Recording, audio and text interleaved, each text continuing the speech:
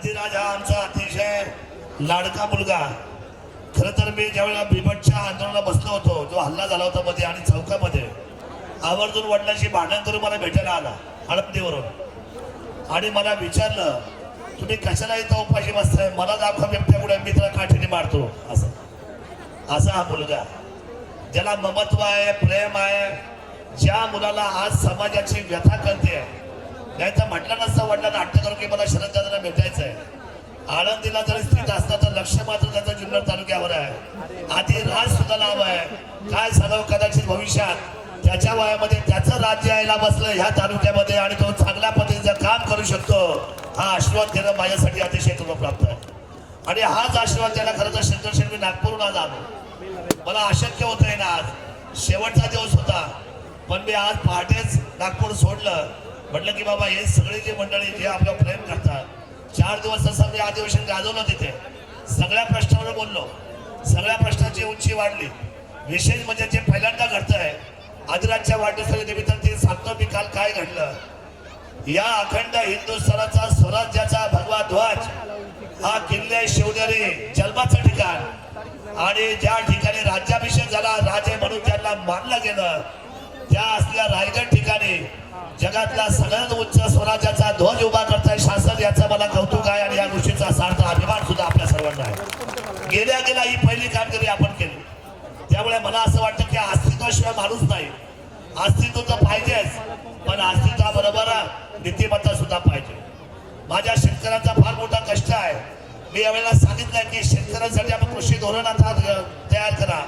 जसं स्वतंत्र बजेट आहे, ज्याप्रमाणे स्वतंत्र ट्रायबल बजेट आहे आदिवासींचं, तसं माझं शेतकऱ्याचं सुद्धा स्वतंत्र बजेट व्हायला पाहिजे. त्याच्यावर सुद्धा निर्णय करायची भूमिका सरकारची आहे.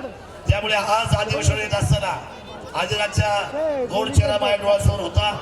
दिनेश हा आमच्या अतिशय प्रेमाचा नातेसंबंधातला माणूस आहे.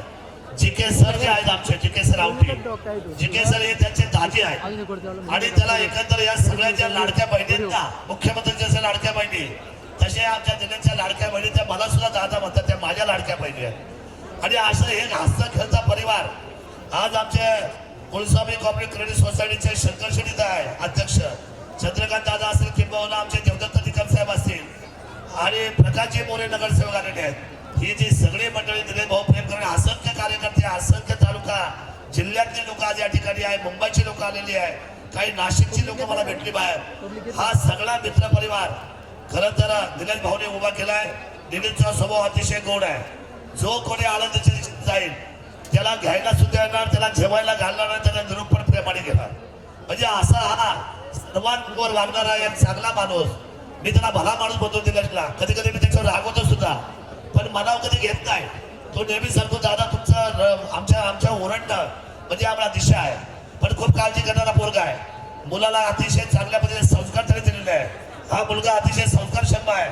आमचे नायडा असेल किंवा निलेश असेल, या दोघांनी त्या मुलाला अतिशय घडवलंय. निलेशच्या आईवडिलांच्या बाबतीत काय बोलावं, अतिशय चांगले आईवडील हे सगळ्यांचे चांगले असतात, परंतु निलेश त्यांच्या बाबतीमध्ये जी भूमिका आपली केलेली आहे, आईला थोडं काही आजारपण आलं की एका मिनिटात हाताची तरुणाई ह्या विचार करण्याची गोष्ट आहे. आईला थोडं काही झालं तर 0 मिनिटामध्ये गाडीला स्टार्टर मारून जर पळणारा जर कुठला पोरगा मी आता धावत्या जगामध्ये पाहिला असेल तर तो निलेश बोरसाठी आहे आणि ते माझ्यासाठी अतिशय महत्वाचं आहे. आई वडिलांच्या बाबतीमध्ये संवेदनशील राहणं गरजेचं आहे. शेवटी आपण कुणाबद्दल संवेदना करणार, संवेदना आई वडिलांच्या बाबतीत पहिली असली पाहिजे. आई बाबांच्या बाबतीतलं प्रेम पाहिलं. त्यांच्या आजोबा खरे मधल्या काळामध्ये वारले, ती वेज बनवली त्याने, 2 दिवसामध्ये वेज बनवली आपल्या आजोबाच्या नावाने. अतिशय तत्सम परिवार आहे, सर्वांना बरोबर घेऊन जाणारा परिवार आहे. अभिराज यांचे सुंदर नाव ठेवलेलं आहे. आपण सगळी मंडळी आलात आणि ह्या वाढदिवसाला आपण सहभागी झालात. ठीक आहे, जागेची अडचण झाली आतमध्ये घेतल्यामुळे, शेवटी राहत्या घराजवळ कार्यक्रम घेतलाय. त्याच्या काही आवडीनिवडी आहेत, त्याची काही स्वप्न आहेत, त्या स्वप्नाचा आपण आनंद द्विगुणित करूया. आणि पंकज महाराज तुम्ही आलात, माझा कुलस्वामी कॉपरेटिव्ह क्रेडिट सोसायटी संचालक आले, कारण दिलेश भाऊ कुलस्वामी परिवाराचा आमचा घटक आहे, संचालक आहे. आनंदी आणि या भागामध्ये अतिशय चांगलं काम करतात. त्यामुळे आपल्या सर्वांच्या वतीने अभिराजला शुभेच्छा देतो. खरं तर शरदचंद्रजी पवार साहेबांचा जन्म 12/12चा आहे. स्वर्गीय गोपीनाथजी मुंडे साहेबांचा जन्म देखील 12/12चा आहे. मुलाचे आहेत. मी आज आमदार म्हणून त्याला शुभेच्छा द्यायला आलोय. त्याचा भविष्यकाळ 12 रूपाने महाराष्ट्राच्या देशामध्ये गाजावा अशा पद्धतीच्या शुभेच्छा त्याला मी आपल्या सर्वांच्या वतीने देतो. आपल्या सर्वांचं नाव आपल्याला मोठं करावं. हा व्हिडिओ रेकॉर्डिंग जो आहे तो वयाच्या 18 वर्ष येतो, तो ऐकेल तत्पर झाल्यानंतर संज्ञान झाल्यानंतर तो मला विद्यमान आमदार शरददादांनी शुभेच्छा दिलेल्या आहेत. त्यामुळे निश्चितपणे या मुलाचं भविष्य अतिशय सत्कारमी लागावं आणि या भारत मातेची सेवा, या अखंड भारताची सेवा माझ्या आदिराजकडून घडावी अशा पद्धतीच्या शुभेच्छा आपल्या सर्वांच्या साक्षीत देतो. अधिकचं काय न बोलता आदिराज तू यशवंत, गुणवंत, कीर्तिवंत, आयुष्यवंत या लाख मोलाच्या शुभेच्छा तमाम मायबाप जनतेच्या वतीने देतो. आणि आदरणीय हरिभक्त परायण पंकज महाराज गावडे यांना विनंती करतो की आपण या मुलांना या ठिकाणी शुभेच्छा द्याव्या.